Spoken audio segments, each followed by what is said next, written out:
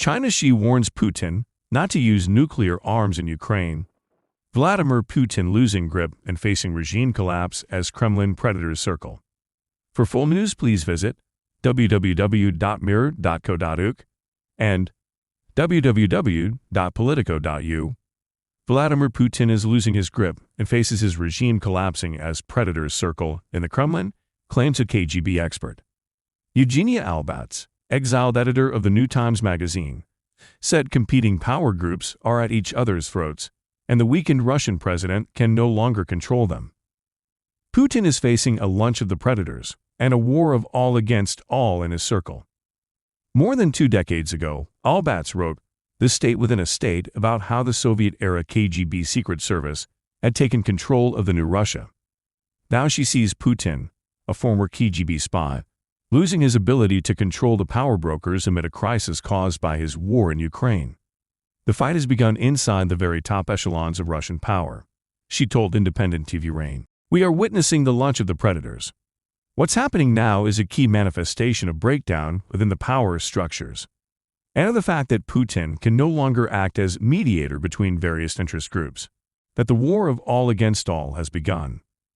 Albatz, who was forced to flee Russia in September after being declared a foreign agent, said, "And I want to hope this will crash this inhumane regime, which is killing people in Ukraine and its own mobilized people in Russia.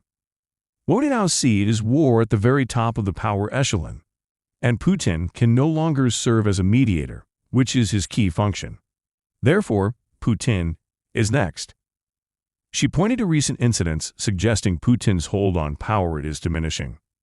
These included a campaign to oust his defense minister Sergei Shoigu and leading generals by Chechen leader Ramzan Kadyrov, 46, and Putin's out-of-control fixer Yevgeny Prigozhin, 61. She highlighted recent sudden legal moves for extortion against TV journalist and former opposition presidential candidate Ksenia Sobchak, known as Putin's goddaughter.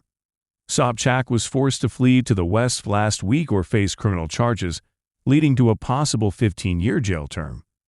Later it was claimed there were no changes against her and one of her business associates, and there have been suggestions she may now return from exile in Lithuania. Many assume that previously Putin would have protected Sobchak, 40, whose father Anatoly, ex-mayor of St. Petersburg, was his mentor and former law professor.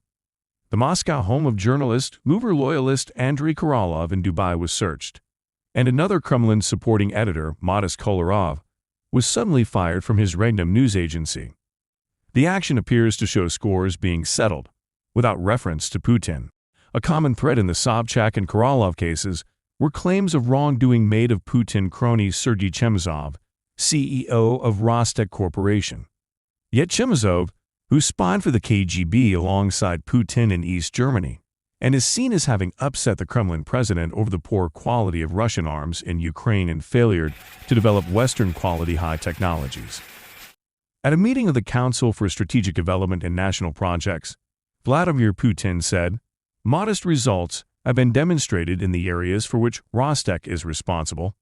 Rostec, a state corporation, owns more than 1,000 enterprises in the Russian military-industrial complex, but it is claimed failed to provide high-quality weapons, tanks, night visors, body armor, and other ammunition."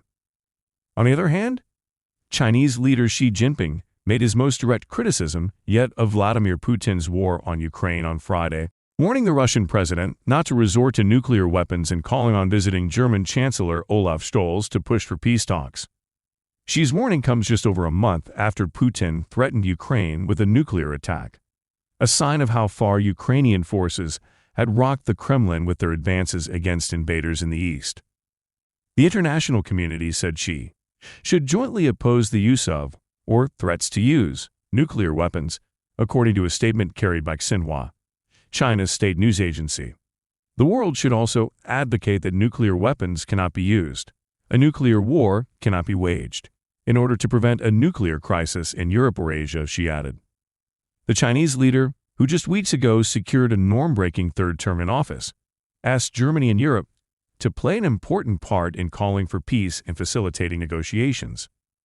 She also called for improving the humanitarian situation in the crisis areas, especially during the winter. Still, The Chinese leader, who before the war referred to Putin as his best friend, notably stopped short of asking Russia to withdraw, a key demand for Ukraine and its Western backers. He also made no mention of Putin's refusal to honor the UN agreement on facilitating Ukrainian grain exports, with his premier instead advocating the export of Chinese grain to help ease the food crisis. In September, Putin publicly acknowledged for the first time that she had questions and concerns about the war. Shortly after that meeting between the Chinese and Russian leaders, Putin upped the ante and raised the notion that nuclear weapons could be used. To defend Russia and our people, we doubtlessly will use all weapons resources at our disposal, Putin said.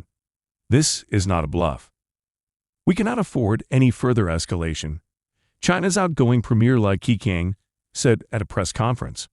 Referring to Scholz, who was standing next to him, Li said, "Both of us hope the crisis ends soon.